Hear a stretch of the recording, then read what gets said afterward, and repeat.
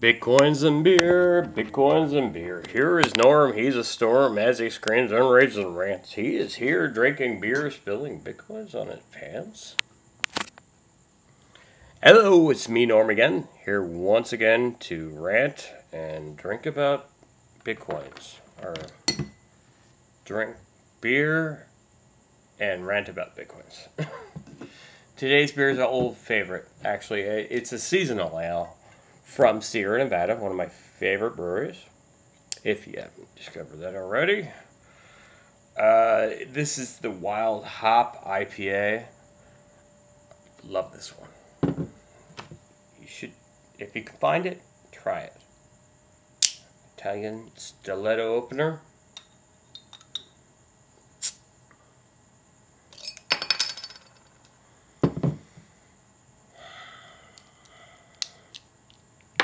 Pour this one in a glass. It's kind of big. Drink out of the bottle. Just a plain old pint glass.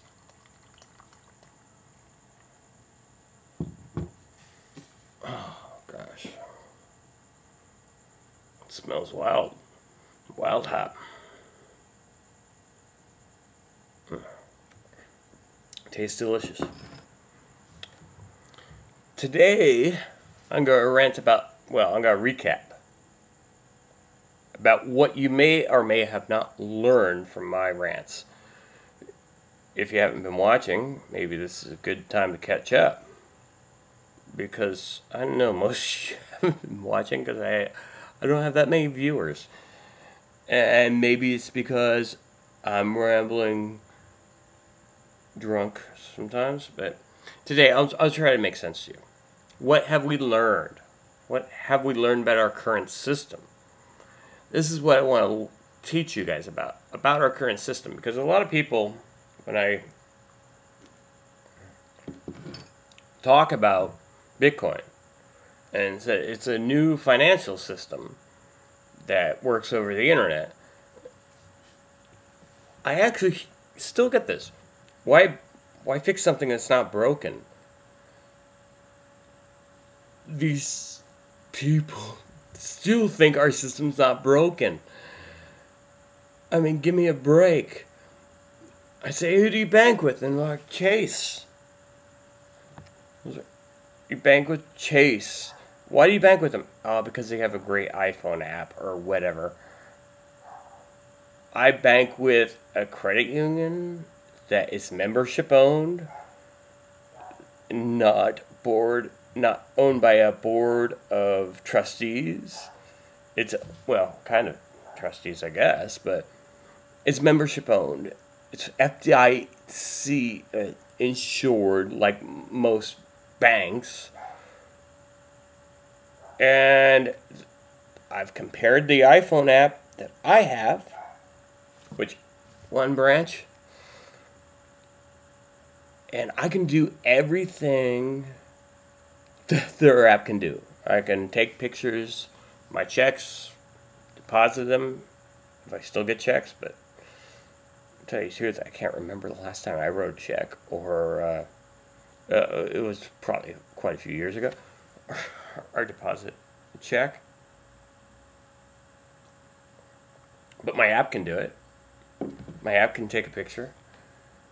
My app can do everything that the Chase app can do. One branch, small credit union. Those features are not that unusual, and I don't get charged the fees that Chase would charge me, or Wells Fargo is why I left them, because they kept on charging me fees for features I didn't even use.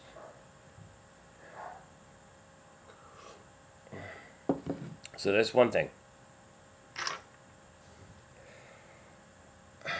Another thing is, in case you haven't heard, and a lot of people really don't believe me on this fact, even though I'll find it and I'll put down in the show notes. Chase Manhattan was involved with a felony. They're felons. They technically shouldn't even be doing banking because they can't pass the background check. they are felons because they decided to try to manipulate the currency market, foreign currency market, and pull off this. Maybe they watched Office Space or something. Do you remember the Office Space and how they like skim things off the top? They had to admit this, and I can put a link down from their own website admitting this. So much for a trusted third party.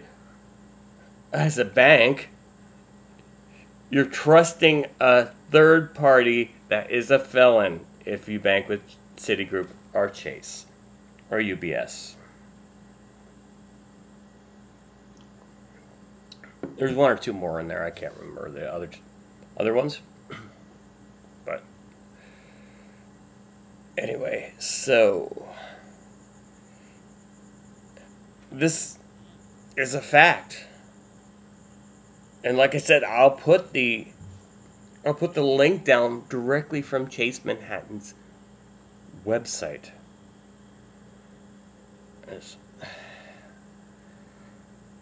Our system's not broken. No, it's not. It's not broken at all. Bitcoin has been tested by hackers. It was invented by hackers. Invented by people that been people have been trying to break Bitcoin for 5 years now, at least. I think a little over that, actually. They've been trying to break it. Is it broken yet? They went through stress tests. They've been trying to break this thing. Any weaknesses they had, they improved on. Look it up.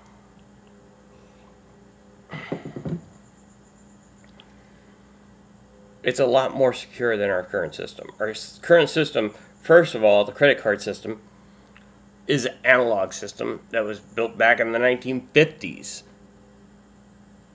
Do you know how long ago that was? 65 years if you can't add. I understand that a lot of... You need a calculator or something. But 65 years ago. The internet was invented not invented 20 years ago, but it became into practical use 20 years ago.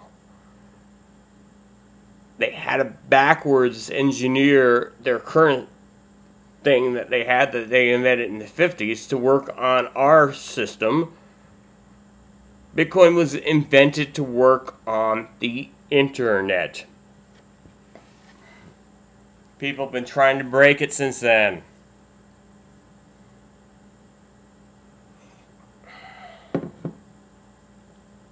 Any weaknesses found have been fixed. Well, it's probably still a work in progress. But at least it's not analog like our freaking current system with a magnetic strip on the back of a card. And then their answer is, we'll just make this thing and charge you more fees. You know why Bitcoin won't charge you more fees? It's open source.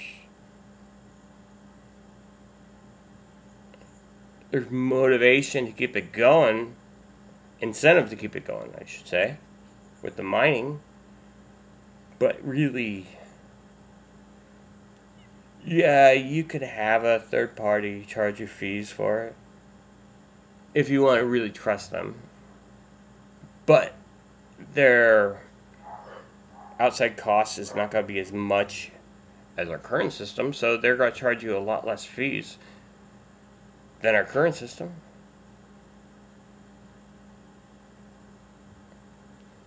Look into it yourself. Do your own research. Do your own research.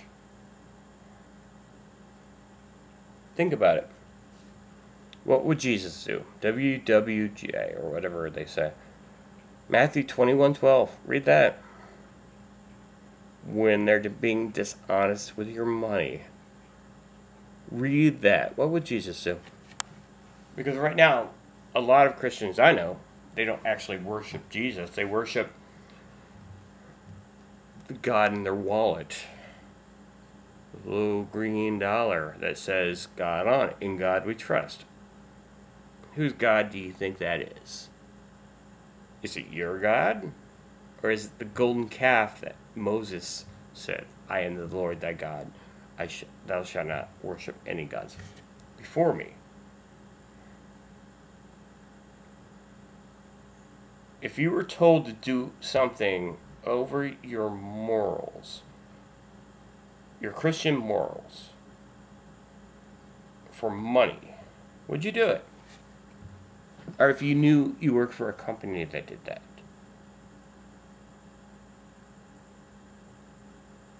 You're not Christian. Satoshi saved, Satoshi earned.